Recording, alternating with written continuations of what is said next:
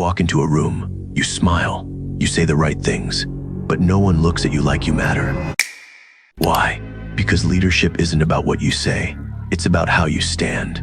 People think confidence comes from speaking louder or dressing better, but science says otherwise.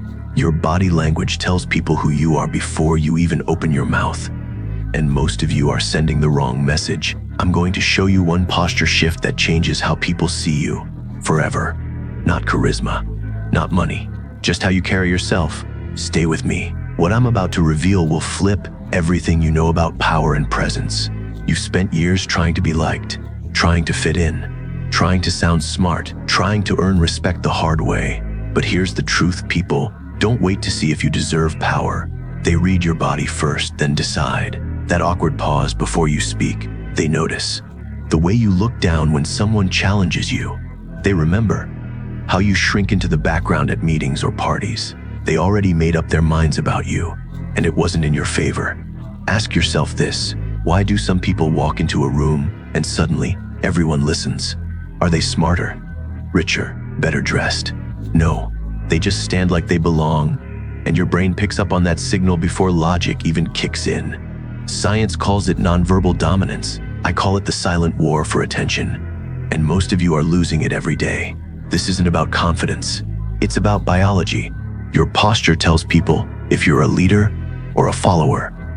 And if you're not sending the right signals, they won't even give you a chance. But what if I told you you could rewrite that first impression? Stay with me. What comes next will change how you move and how the world sees you. We've already seen how your body speaks before you do, and how most people unknowingly surrender their power the moment they walk into a room. Now it's time to break down exactly how that happens. And more importantly, this part reveals the first 3 psychological tricks that control how people see you, respect you, and follow you, whether you speak or not. Trick 1: the invisible wall. You think confidence comes from inside, but what if I told you it starts with how much space you take up?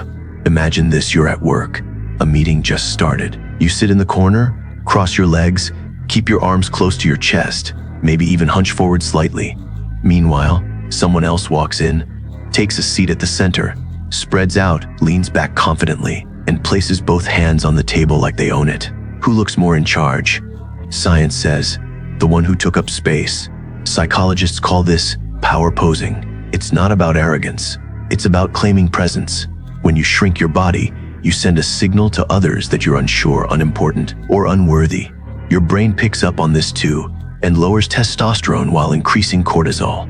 But when you open up, uncross your legs, spread your arms, sit tall, your brain thinks you're powerful, and so does everyone around you. How to use it in real life: in meetings, interviews, or social gatherings. Stop shrinking, sit wide, stand tall, and stop apologizing for being there. Own the space. People will start treating you like someone worth listening to. But wait till you see how the next trick makes people remember you forever. Trick 2: the mirror trap. They say imitation is flattery. In psychology, it's control. You ever notice how some people instantly make you feel comfortable, like you've known them for years? It's not luck, it's strategy. These people are using a technique called mirroring. They subtly copy your posture, tone, and gestures without you even realizing it.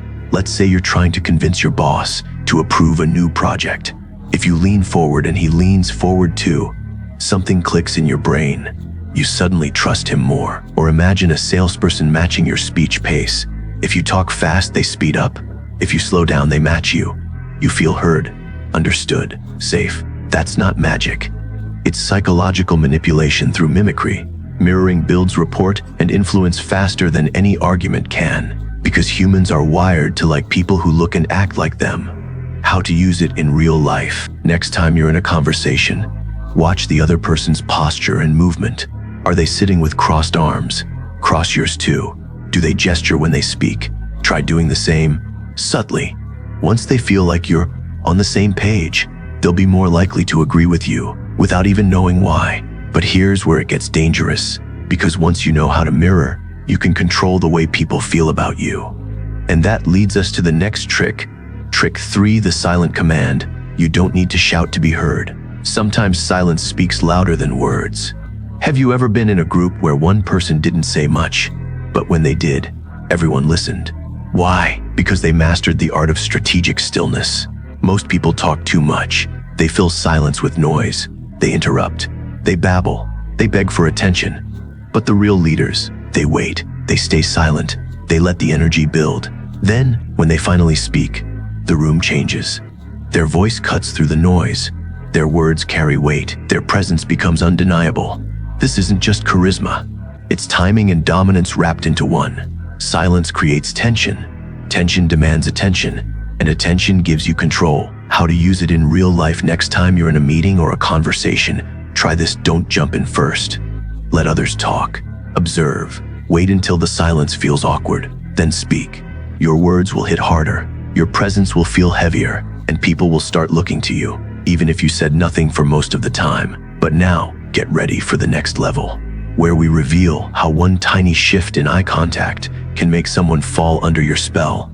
You've already learned how to take up space, how to mirror others without them noticing, and how to use strategic silence to command attention. Now it's time to reveal the final 2 psychological tools that will make people not just listen, but follow. These are the ones used by leaders, influencers, and manipulators alike, and once you know them, you'll start seeing them everywhere. Trick 40, the eye lock. One look can tell someone you're in control, or that you're about to break. You've seen it before, that moment when someone looks you directly in the eyes, and suddenly everything feels heavier. It's not just eye contact, it's power contact. Let me tell you a story. A junior manager walks into a meeting with his team. He's nervous. He avoids eye contact, looks at the floor, speaks fast, shrinks into himself. Then there's another manager, same age, same experience, but she walks in, locks eyes with each person around the table, and speaks calmly. Who do you think they follow? Science says, the one who held their gaze. Eye contact signals dominance, confidence, and trustworthiness. When you avoid it, your brain sees yourself as weak. When you hold it, your brain thinks you're strong. But here's the twist: too much eye contact feels aggressive. Too little makes you invisible. The sweet spot. Hold eye contact for 46 seconds, then slowly look away. Repeat this during conversations. People will feel like you're speaking directly to them, even if you're talking to a group. How to use it in real life next time you're pitching an idea, giving feedback, or even trying to flirt. Lock eyes. Don't blink first. Don't look away first.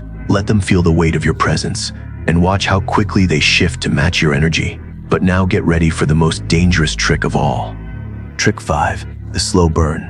Fast talkers don't win respect. Slow speakers steal it. Think of the loudest person in the room. They interrupt. They rush. They panic if no one listens. Now think of someone else. Calm, measured, speaking like every word matters. Who gets followed? Again, science says the slow speaker wins. This isn't about being boring. It's about control. Your speech speed controls how people hear you. Talk too fast, and your brain thinks you're scared. Their brain thinks you're unsure. Talk slower, and your brain relaxes. Their brain pays attention.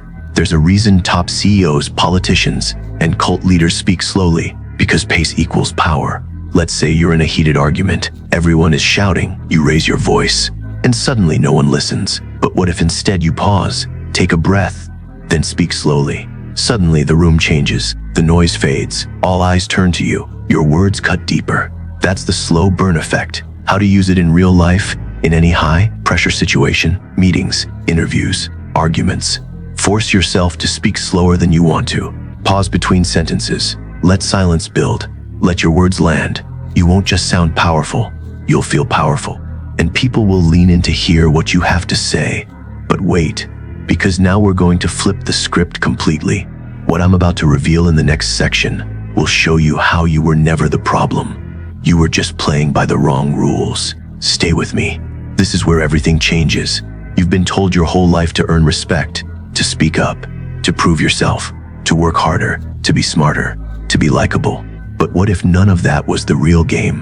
What if I told you, you were never the problem? You didn't fail because you weren't good enough. You didn't get ignored because you had nothing to say. You lost power the moment you walked into a room, before you even opened your mouth, because you were taught to shrink, to smile too much, to apologize for taking space, to avoid eye contact out of politeness, to speak fast so you wouldn't waste anyone's time. They made you believe leadership was about skills, talent, or charm. But it's not.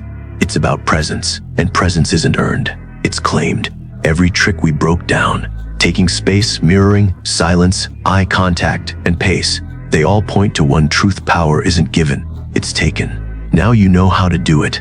Now you can walk into any room and feel like you belong, not because you begged for it, but because you demanded it without saying a word. This is your edge, your secret weapon. Use it wisely, or watch others use it against you. The game has changed, and now you're in control. You now hold a weapon most people don't even know exists. A weapon that doesn't require a title, a degree, or permission. It only requires you to stand differently and think differently, because power isn't given, and it's not earned. It's claimed by those who understand the game. If you walk away and do nothing, someone else will use these same tools to outshine you, outlead you, and out-command you. But if you apply even one of these tricks tomorrow morning, you'll feel the shift. People will look at you like they never have before. So here's your choice: stay invisible or start being seen. If this opened your eyes, you already know what to do next. Hit subscribe. Not because I told you to, but because you just saw the truth. Because the next time you walk into a room, you won't be hoping for respect. You'll be demanding it without saying a word.